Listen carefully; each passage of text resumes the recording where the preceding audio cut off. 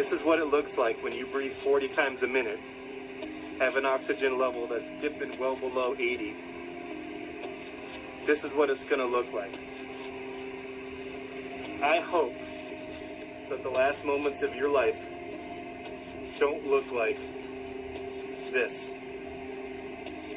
Because this is what you'll see at the end of your life if we don't start wearing masks when we're out in public. When we don't practice social distancing. When we don't wash our hands frequently. Because I promise you, this will be what you see. I promise you, this is what your mother or your father or your children, when they get COVID disease, will see at the end of their life. This is serious. I beg you, please practice the precautions to reduce transmission of COVID disease so that we can effectively prevent disease for you and your loved ones. Infectious diseases, Dr. Anthony Fauci. Good morning, Dr. Fauci. I want to start by saying this. We report the numbers of deaths and cases every day, but I want to pause for a moment and ask you your reaction to 350,000 deaths we've now reached. Did you ever expect it to be that high? No, Martha, I did not. But, you know, that's what happens when you're in a situation where you have surges related to so many factors, inconsistent adhering to the public health measures, the winter months coming in right now with the cold, allowing people or essentially forcing people to do most of their things indoors as opposed to outdoors, and then the traveling associated with the holiday season is all of the ingredients that unfortunately make for a situation that is really terrible. I mean, to have 300,000 cases in a given day and between 2,000 and 3,000 deaths per day is just terrible. I mean, it is. I mean, there's no running away from the numbers, Martha. It's something that we absolutely got to grasp and get our arms around and turn that inflection down by very intensive adherence to the public health measures uniformly throughout the country with no exceptions. Dr. Fauci, the president just tweeted that the number of deaths is far exaggerated, blaming the CDC's what he called ridiculous method of determination compared to other countries. Your response to that? Well, the deaths are real deaths. I mean, all you need to do is to go out into the trenches, go to the hospitals, see what the healthcare workers are dealing with.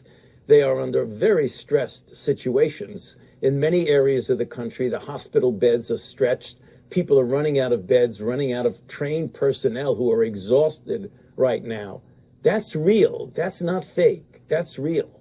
And Dr. Fauci, we saw that the U.S. is vaccinating only about 200,000 people a day, with many states using just a small percentage of the vaccines they have received. What's the biggest cause of this delay?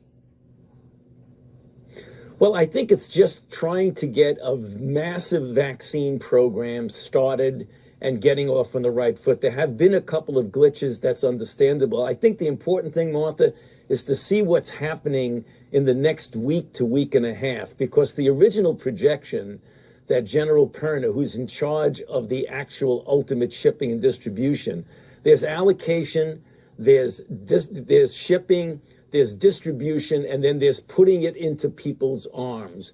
So they were promising that they would have about 20 million doses that were allocated, shipped, and distributed. They fell short of that by the end of December, but in the first couple of days in January, they're catching up with that. What we need to catch up with now is getting into people's arms, because there's now about 4 million. We wanted to get to 20 million. But some little glimmer of hope is that in the last 72 hours, they've gotten 1.5 million doses into people's arms, which is an average of about 500,000 a day, which is much better than the beginning when it was much, much less than that. So we are not where we want to be, no doubt about that. But I think we can get there if we really accelerate, get some momentum going, and see what happens as we get into the first couple of weeks of January. And Dr. Fauci, the president puts responsibility on the states, but Utah Senator Mitt Romney, as you might have just heard, wrote this week that it was unrealistic to think that healthcare workers already overburdened, or CVS and Walgreens, could really handle that vaccination program, writing that comprehensive vaccination plans have not been developed at the federal level and sent to the states as models is as incomprehensible as it is inexcusable. Is that inexcusable?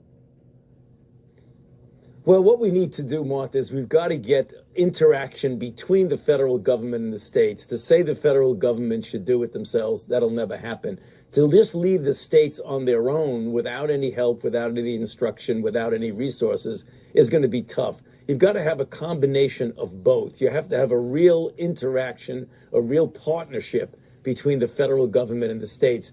That's what we're trying to do. Hopefully that will then materialize as we get into the beginning of this year. But you're absolutely right. If you try and do it one way or the other, it's not going to work. It's got to be pulling together, both federal and state. We'll have a new president in a few weeks. What difference do you think the public will see when Joe Biden's president? Well, I mean, we've already heard the president-elect Biden talking about the kinds of things that he wants to see done, and that's going to be hopefully uniform throughout the country. What the president-elect said about masks, everybody wear a mask, no exception. Everybody for the first 100 days, probably well beyond that, but at least for the first 100 days. The goal of vaccinating 100 million people in the first 100 days is a realistic goal. We can do 1 million people per day. You know, we've done massive vaccination programs, Martha, in our history. There's no reason why we can't do it right now. The classical one that people should just go back and look at, go Google it. It's really interesting.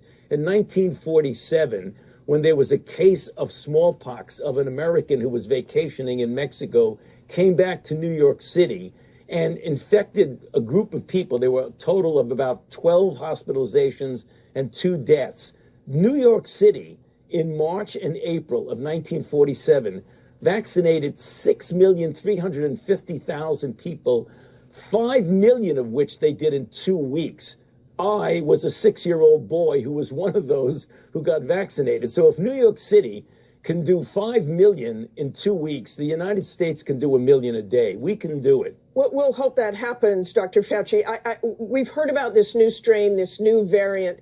How concerned are you about that? And would the vaccine protect against that?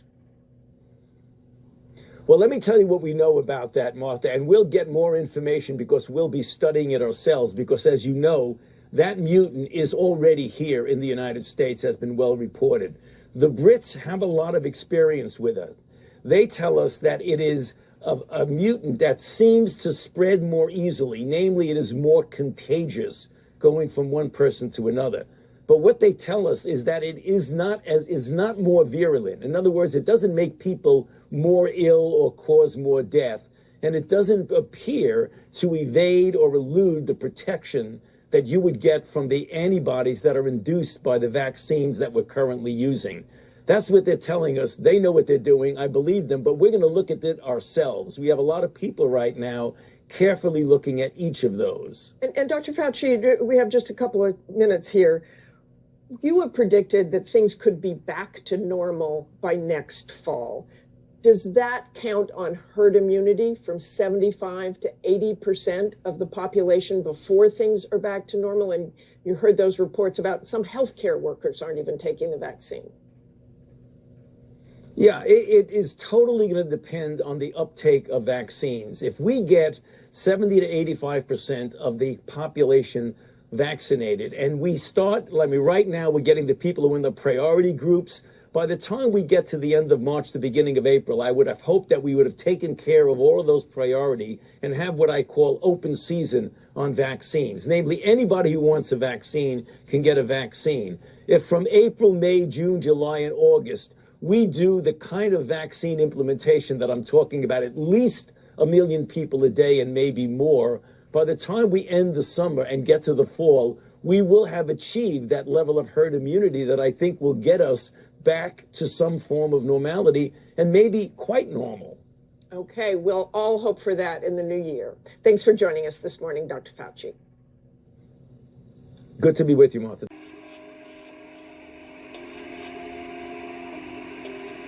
This is what it looks like when you breathe 40 times a minute, have an oxygen level that's dipping well below 80. This is what it's going to look like.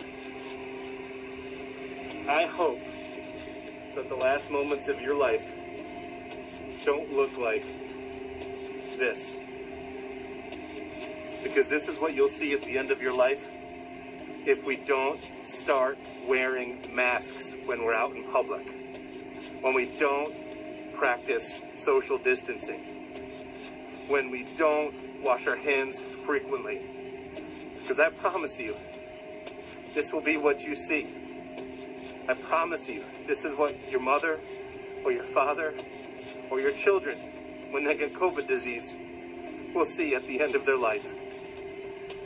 This is serious. I beg you, please practice the precautions to reduce transmission of COVID disease so that we can effectively prevent disease for you and your loved ones.